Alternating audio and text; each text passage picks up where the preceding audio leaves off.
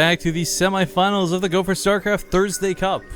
I am Rifkin, joined today by Namshar, and we just came out of a very strange game leading into this second one. We'll hope this one gets a. You know, I actually don't hope this is any different. I hope we get just as much weirdness out of it as we did the previous. Why not? Why not? Well, spawning in the top right corner of the map, guys, from Alien Invasion, the pink Zerg player, Hanfy. And in the bottom right of Alter Tim, from Team Alternate, in the light blue, we got Monty.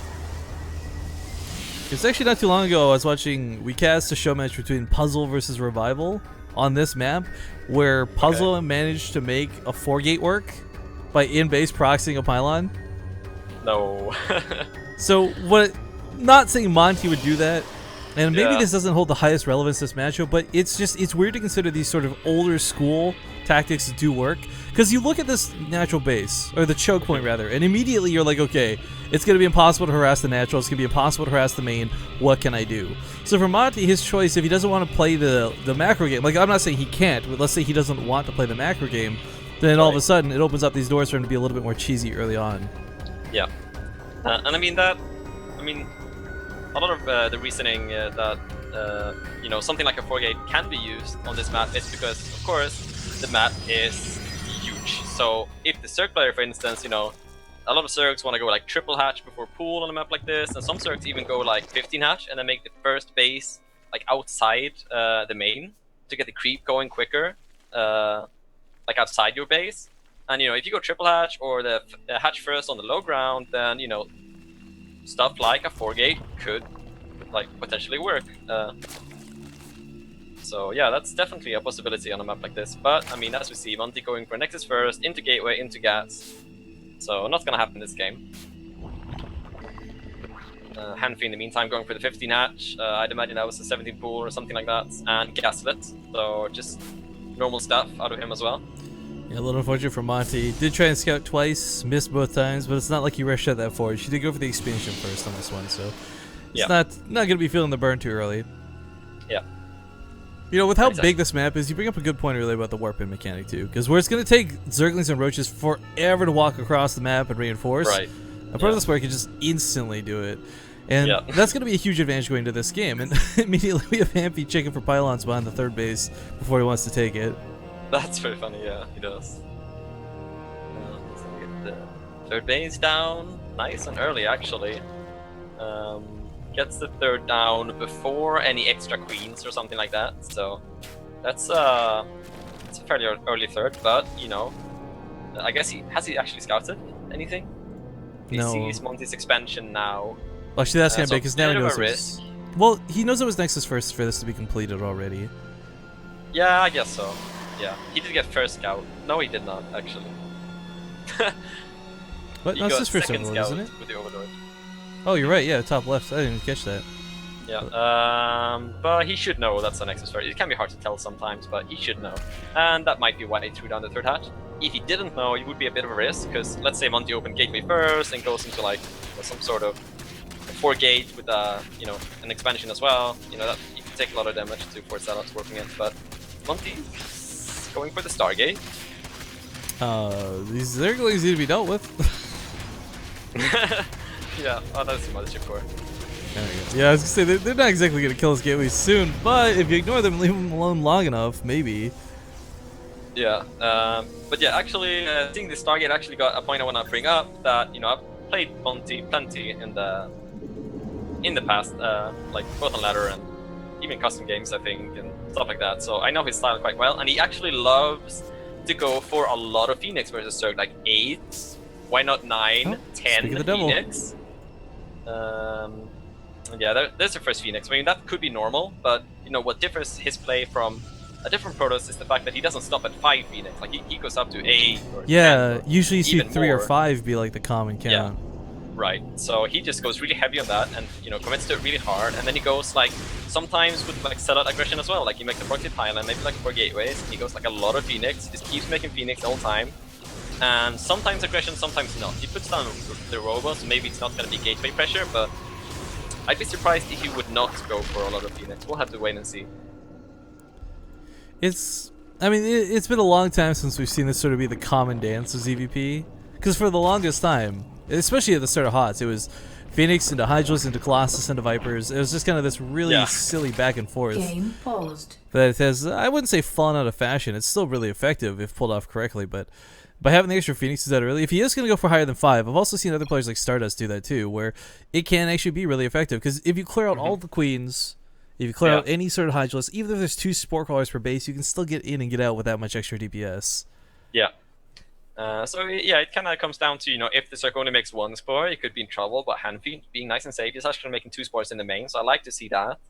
But I mean, that Robo was pretty damn quick, so maybe, and the 3rd base actually going down already for Monty, so maybe we won't see more than 5. We'll have to wait and see, as I said before, but it's pretty annoying for the Zerg to deal with a lot of Game Phoenix. resumed. Because if the Protoss kind of gets momentum in a fight, like, you can't ever retreat versus 12 Phoenix. If the Zerg ever tries to be aggressive, like with Hydras or something, if you kind of lose that critical mass of Hydras you need to deal with a lot of Phoenix, everything is just going to get picked up. So, have to be careful about that as the Zerg. That is a really nice thing too, though. Like, even if you don't use them for damage, which I mean, honestly, you should most of the time. If you've got, like, say, 5 Phoenixes, much less 8, that's 8 units you crowd control. You just straight up take out of a fight if you don't want to do the micro. You just Graviton Beam Q 8 units, and all of a sudden you're fighting a much smaller army. Yeah. So yeah, it can be really hard for the Zerg, but it kind of depends what tick path the Zerg goes for. Like this lair, for Hanfy is pretty late. He's been prioritizing the mineral income and the drones over the tech. He's got double Evo. Not quite sure where he's gonna go with this yet. Well, we got the Robo Bay on the way, and when you see Phoenixes like this, the auto response is pretty much Hydralisks. Not even just thinking of the follow-up, but just to deal with the Phoenixes a little more effectively. Yeah. Yeah, that or I guess Infestors can be okay too. Like if you want to go like maybe towards Ultras and stuff, get a Fungal together with like, if you have 3 Creep Queens, they can do pretty well with the Infestors. That's a hard call to make, though. A lot of players, of course, no matter how good you are, no one really wants to deal with the new skill shot Fungal. I shouldn't even call it new because it's been around for like a year at this point, but nobody, I don't know a single person who goes, I love the way Fungal growth works right now. Yeah, I mean, I guess people are used to it by now. It's almost hard to remember the fact that it used to be instant and do like way more damage. Yeah. But I mean, I do love my Ultra Infestor Viper play, so... well, there we go. We got the range weapons coming out, so we will eventually see the Hydros then finish up here. And with the... Oh, yeah. I mean, this is a map where I'm sitting here cringing a little bit because we're not quite there yet. It's like when you know someone's going to get murdered in a horror film and you're just kind of waiting for it. Like, swarm hosts are a possibility on this map. Yeah. And what's really nice about them, too, is it's not even like the typical swarm host sort of fashion, so to speak, but because of the way the base is all funneled into the corners, you can really set swarm host. It's kind of like Habitation Station. You set swarm host in like the lower right corner area, and you can reach pretty much every base your opponent has. Yeah. I mean, at the same time, getting like all those upgrades and the Hydrodon, I'm kind of feeling Vipers. Oh yeah. Do you agree? Yeah, well, Roach Hydra's kind of got it. Like, almost has to be your go-to if it's Colossus. Yeah. I'm just saying, like, if he eventually wants to invest into them, it's not a bad choice at all. Yeah, he could go for a sex switch like that. That is true. Like, if it doesn't work, the attack, he can just fall back on, like, Swarmos Viper and kind of get a Spire or something. But yeah, I mean... I personally, I don't know about you, I love watching Ultra swaps a lot more than anything else, as far as tech swaps go. Because a lot of the times, like, after your Hydros and Roaches have been taken down, there's no Immortals left. And let's be honest, Colossus don't stand a chance against Ultralisks.